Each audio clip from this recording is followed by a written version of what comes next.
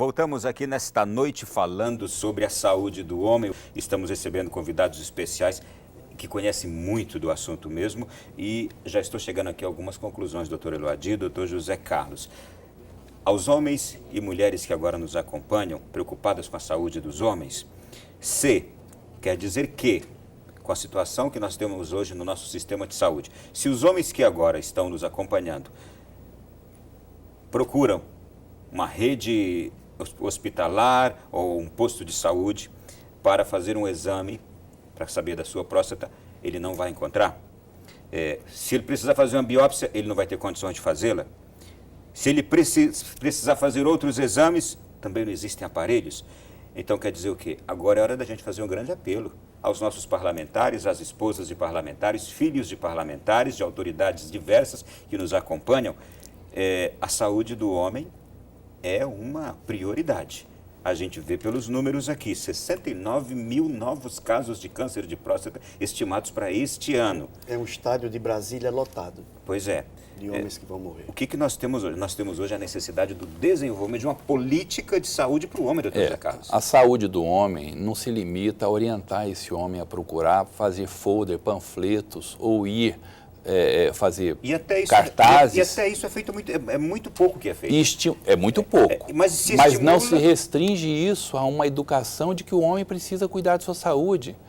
Política de saúde do homem, para mim, para o meu entendimento, é aparelhar a estrutura de saúde, seja do município, do estado e da federação como um todo, para que possa acolher esse homem e dê a ele o que ele necessita. A condição de um exame precoce, um diagnóstico cedo, onde o tumor ainda esteja confinado àquela glândula e o tratamento. E que tenha condições de dar o diagnóstico e o tratamento necessário.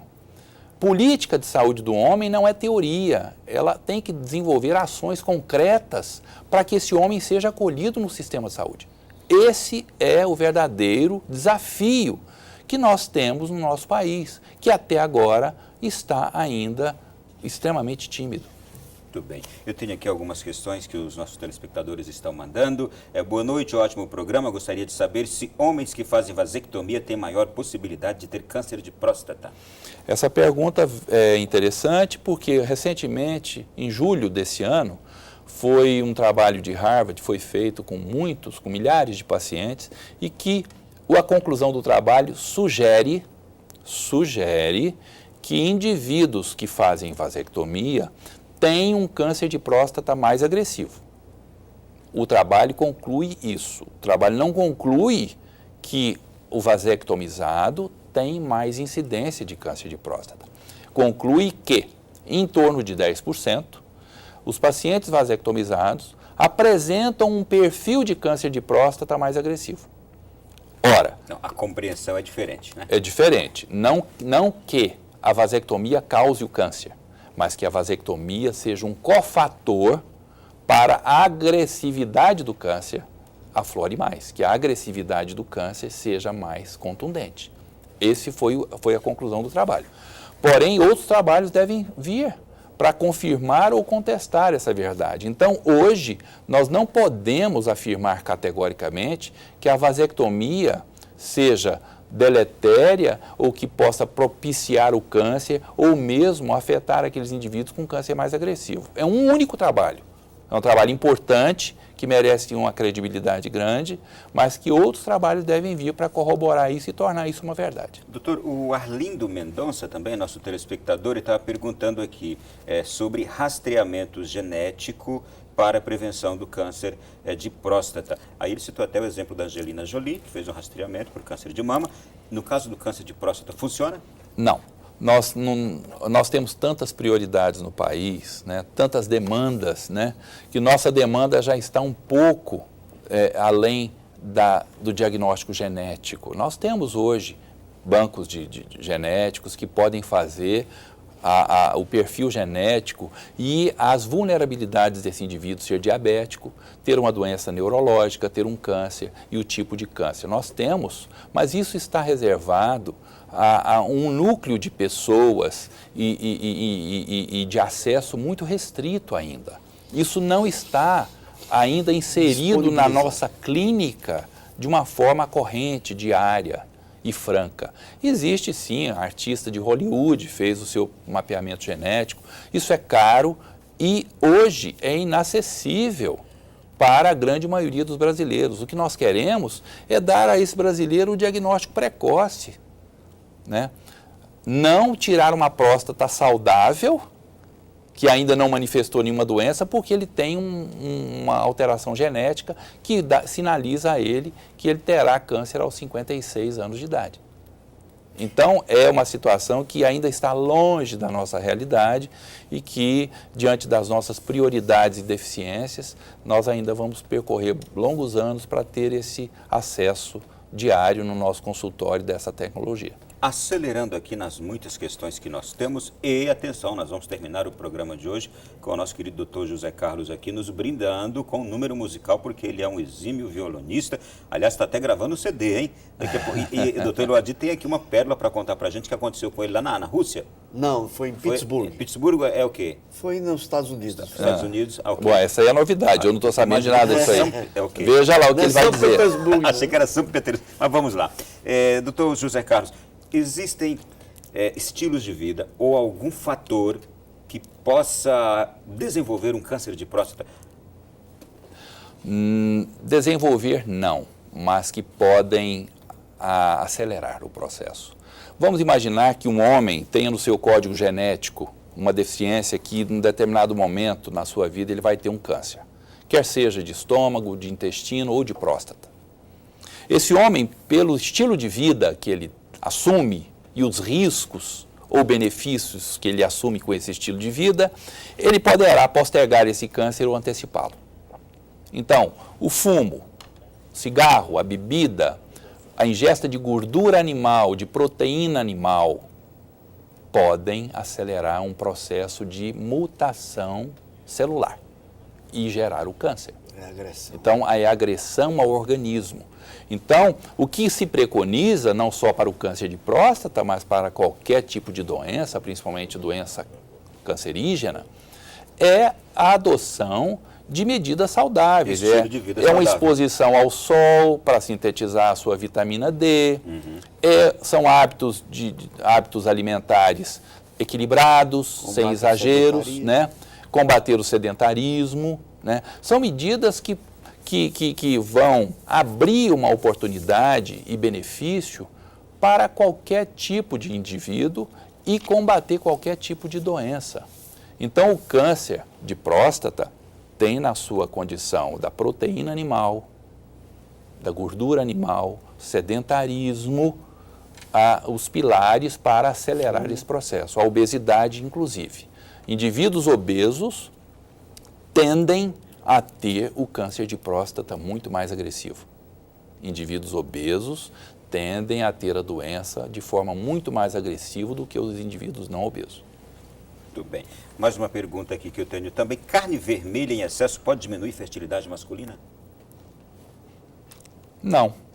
Não há trabalhos que correlacionem esse fator, né? A atividade, a fertilidade, ela pode estar relacionada, a infertilidade masculina está relacionada, às vezes, a atividades que aumentam o calor na região genital, indivíduos que trabalham em siderurgia, indivíduos que estão sistematicamente expostos a um aquecimento dessa região do corpo, inclusive doenças como a varicocele, né, que são varizes da região escrotal, que aumentam a temperatura testicular e que atrofiam o testículo, podem sim ter um componente de infertilidade e gerar uma queda na produção de espermatozoide. A carne vermelha, diretamente, não. Doutor José Carlos, uma última questão aqui importante também, estou destacando, disfunção erétil é comum nos homens? Existe tratamento? Quais são as causas da disfunção? Pois é, essa pergunta é pergunta-chave para o bojo dos problemas do homem. Você veja que a saúde do homem não é só próstata. A saúde do homem envolve um impacto muito grande na nossa sociedade, inclusive na produção desse homem, Masculinidade. né, na produção, na condição produtiva desse homem para a sociedade. Né, a disfunção sexual, ela muitas vezes ela desdobra em alcoolismo, em suicídio, em famílias desagregadas, em casamentos desfeitos, em frustrações e em coisas muito graves. Por quê? Porque ela existe e ela é prevalente, muito prevalente na população masculina. Em torno de 30% a 35% dos homens têm ejaculação precoce. Isso é um fator para desfazer muitos casamentos.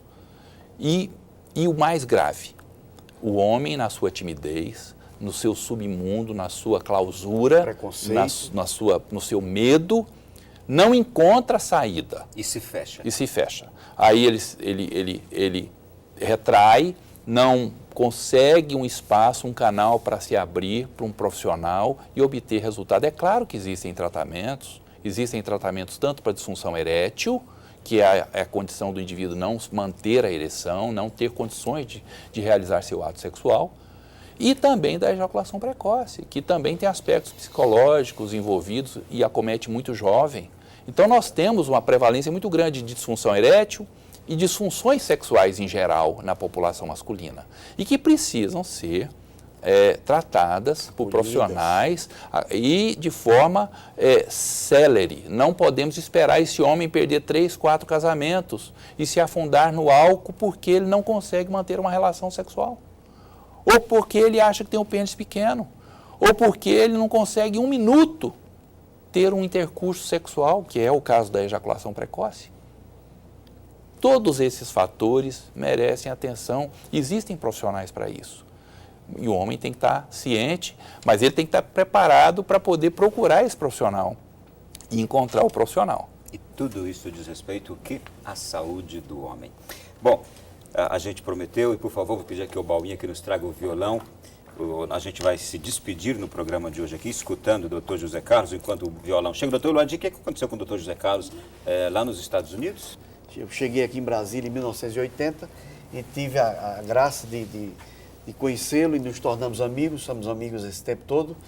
E um fato interessante é que durante a sua pós-graduação nos Estados Unidos, né, ainda existe aquela barreira contra nós sul-americanos, né?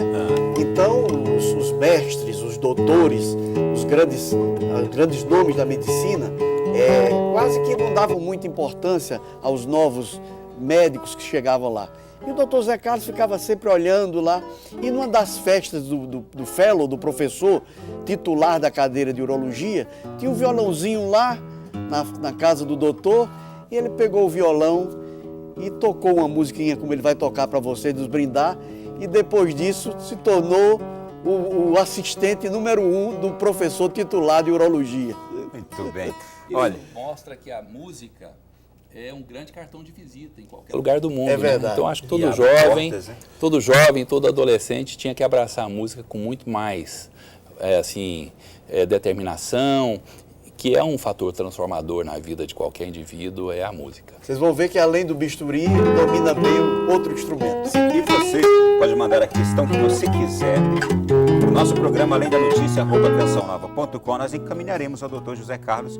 Posteriormente, ele responderá a sua questão também. O nosso muito obrigado a quem esteve conosco, e vamos terminar agora com este obrigado do Dr. Eluadir. Obrigado, boa Dr. noite. José Carlos. Deus vai nos brindar com o quê? Aquarela do Brasil. Aquarela do Brasil. Está gravando CD, né, doutor? Estou gravando CD. Lá em Natal, lá na Terra Potiguar. Estou gravando um CD e logo estarei com ele realizado.